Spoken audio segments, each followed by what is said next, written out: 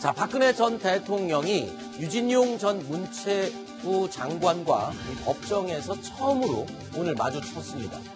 자, 유 전 장관은 이 자리에서 청와대 문체부 인사 전횡에 대해서 아주 정면으로 날카롭게 비판을 쏟아냈는데요. 유진용 전 장관은 사실 박근혜 전 대통령과 아주 악연으로 얽혀 있습니다.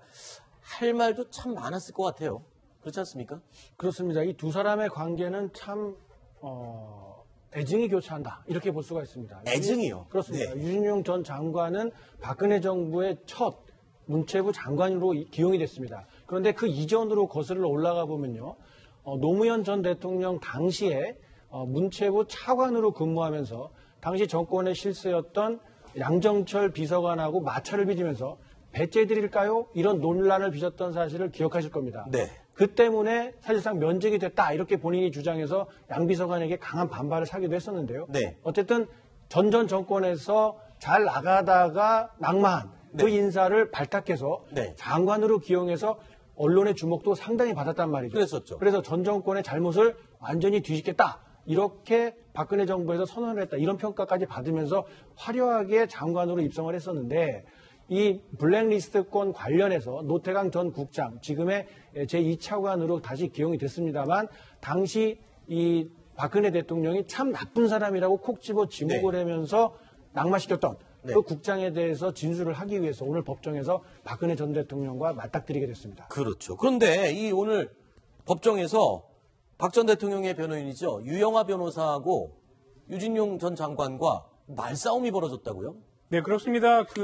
박근혜 대통령을 대리해서 있는 유영하 변호사 그리고 유진용 전 장관과 여러 차례 걸쳐서 이렇게 대화가 주고 오고 가고 했었는데요. 일단 그 말투 자체가 그렇게 곱상하진 않습니다. 그걸 드러낸 것 같은데 특정 보고 날짜가 언제냐고 물어봤습니다. 유영하 변호사가 그랬더니 그 변호사가 읽은 문장에 다 나오지 않느냐, 왜 물어보느냐 이런 얘기를 했고요. 또 그러자 이런 얘기를 했습니다. 한참 지나서 유진용 전 장관이 반대할 신문할 것을 좀 달라 이렇게 얘기를 했더니 유영하 변호사가 뭘 줘요? 그냥 듣고 얘기하면 되잖아요. 이렇게 퉁명스럽게 얘기를 했습니다. 그러자 저한테 큰 소리 치는 거예요 라고 유진용 장관이 말을 했는데 끝에 말이 좀 아주 잘 들리지 않았습니다. 그래서 멀리 있으면 약간 반말 쪼고 하니까 이런 생각이 들 수도 있었고 저한테 큰 소리 치는 거예요? 뭐 이런 식으로 뭐 그런 거죠. 수 있겠죠. 정확하게 모르겠으나 그런 느낌이 들었고 그러자 유영하 변호사가 반말하시는 겁니까? 이런 질문을 했습니다. 유영하 변호사도 같이 반말로 받아치지는 않았나요? 저는 들어오기 전에 기사에서는 그렇게 봤는데 반말하는 거야? 뭐 이런 식으로 또 굉장히 격해졌다 이렇게 얘기를 들었는데요. 자, 근데 이 노태강 전 국장에게 불이익을 주던 그 상황 당시를 또 유 전 장관이 아주 구체적으로 진술을 했다면서요? 법정에서. 네, 그렇습니다. 유승준 정 장관이 검찰이 신청한 증인으로 나와서 굉장히 다양하고 자세한 증언을 했는데요. 그 증언 하나하나가 박근혜 전 대통령에게 굉장히 아프게 작용될 것 같습니다. 그 중에 하나가 조금 전 말씀하신 노태광 이제 차관이 됐죠. 제2차관에 대한 이야기인데요. 청와대에서 이렇게 말했습니다. 노태강 당시 국장이 문제가 많았기 때문에 징계를 받고 좌천된 것이다 라고 했지만 사실은 그게 아니다. 노태강 당시 국장은 문체부에서 실시했던 모든 단면평가에서 아주 좋은 성과를 받았던, 아주 좋은 성적을 받은 우수한 공무원이었다.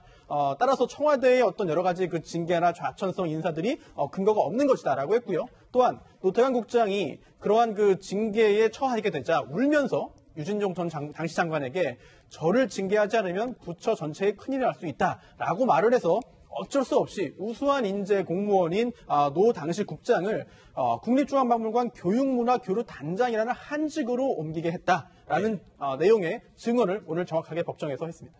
그렇군요. 그리고요, 뭐 중요한 이야기는 아니지만 몇 가지 이야기지만 아까 그 유영하 변호사하고 유진용 전 장관과 반말하는 거냐고 막 싸울 때 그 장면을 보고 박근혜 전 대통령이 피식 싱긋 웃음을 지었다 이런 이야기가 들리거든요.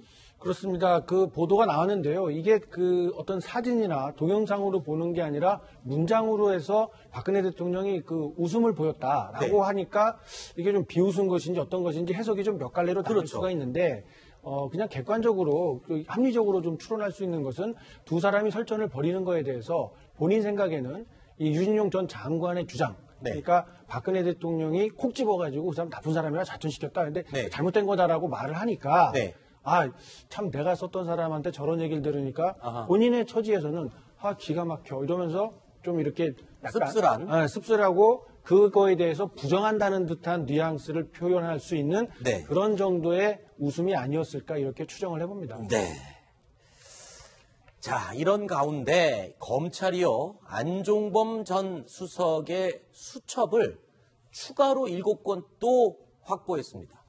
지금 굉장히 많은 수첩을 확보했고 그 수첩들이 지금 검찰 수사에 아주 결정적인 증거들을 쏟아내고 있잖아요. 근데 7권을 또 찾아낸 거군요. 그렇습니다. 지금까지 56건의 수첩이 입수했는데요. 네. 이번에 추가로 7건입니다. 네. 그런데 굉장히 중요한 내용이 있습니다. 어떤 내용이죠? 이 부분은 정말 재판에 있어서 굉장히 핵심적인 증거가 될 것으로 바로 보이는데요. 이거군요. 네, 독일 프랑크푸르트 외환은행 이상화 그리고 전화번호가 적혀 있는데요. 네. 이게 안종범 당시 수석의 수첩에 있습니다. 네. 이게 바로 박근혜 전 대통령이 당시에 안종범 수석에게 지시를 했다는 것인데요. 네. 이게 왜 중요하냐면 삼성에서 정유라 씨의 승마 지원 명목으로 최순실 씨에게 돈이 간 것은 사실입니다. 네. 근데 그 돈의 성격이 뇌물인지가 중요한 거 아니겠습니까? 네. 그리고 또 박근혜 전 대통령은 당시에 그 돈이 삼성에서 송금되어서 최순실 씨 쪽으로 간 사실을 모른다. 네. 나는 아무것도 모른다. 억울하다라고 하는 입장인데 어찌하여 이 최순실 씨의 독일 내 이른바 금고직이라고 일컬어지는 이상화 씨의 이름과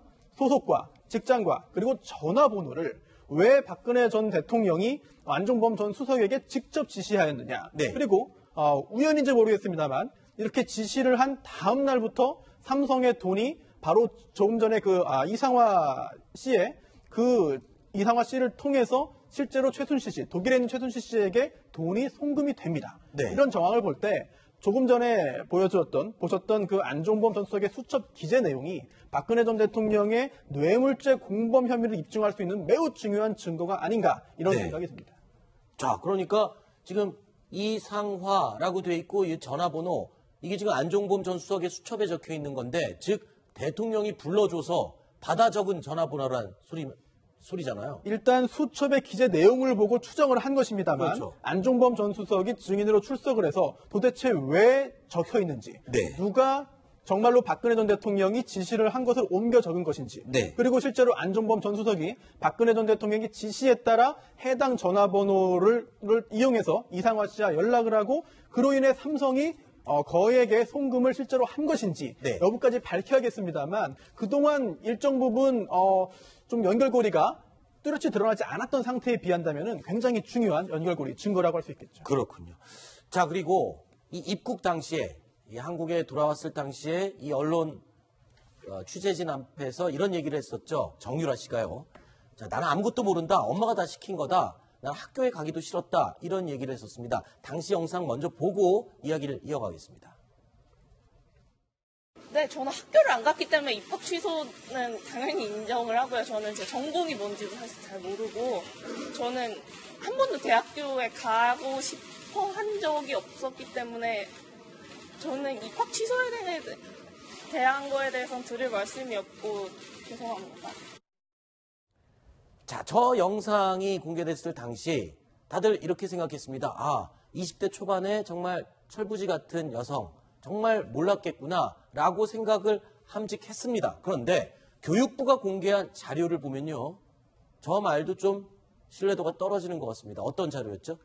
예, 교육부가 이화여대를 감사를 했었죠. 그리고 네. 그 결과 작년 3월 달에 정유라 씨 이메일로 해당 교수에게 보낸 이메일 한 통이 공개가 된 적이 있습니다. 네. 그때 뭐라고 했냐면요. 교수한테 뭔가 이렇게 자료를 받을 수 있겠느냐라고 문의를 하는 그 내용인데 네. 체육과학부 학번을 쭉 불러주면서 나는 정유라입니다 라고 밝히면서 교수에게 문의하는 그런 이메일이 한 통이 확인이 됐거든요. 네. 자긴 전공도 모른다 그랬는데 체육과학부라고 얘기하고 심지어 이 몇 자리입니까? 8자리 숫자의 학번까지 다 알고 있었다는 거군요. 자, 두 가지 가능성이 있습니다. 첫 네. 번째는 지금 많이 보도가 되고 있는 것처럼 정유라 씨가 거짓말하고 있다는 거죠. 네. 실제로는 어느 정도 잘 그 입시 부정에서부터 여러 가지 비리에 대해서 잘 알고 있으면서 나는 학번이 뭔지, 학과가 뭔지도 몰라요. 라고 하면서 어머니와의 관계를 거짓말을 완전히 차단하는 그런 거짓말을 했을 가능성이 하나가 있습니다. 또 하나는 이 학번이나 소속에 대해서는 정유라 씨는 관심도 없었다고 말을 하고 있잖아요. 네. 그게 맞다면 엄마인 최순실 씨가 정말 학교 가기도 싫어하고 모든 걸 내팽개친 딸을 대신해서 네. 어떻게든 졸업장은 따게 해주기 위해서 대리인을 내세워서 수업 어떻게든 좀 참여한 걸로 꾸며달라고 선생님한테 이메일도 보내고 하는 대리인을 뒀을 가능성도 배제할 수는 없습니다. 듣고 보니 또 그러네요. 그렇습니다. 그래서 정유라 씨가 정말 무관하다면 대리인이 누군지가 확인이 돼야겠죠. 이런 네. 수사 절차가 아마 필요할 것으로 보입니다. 알겠습니다.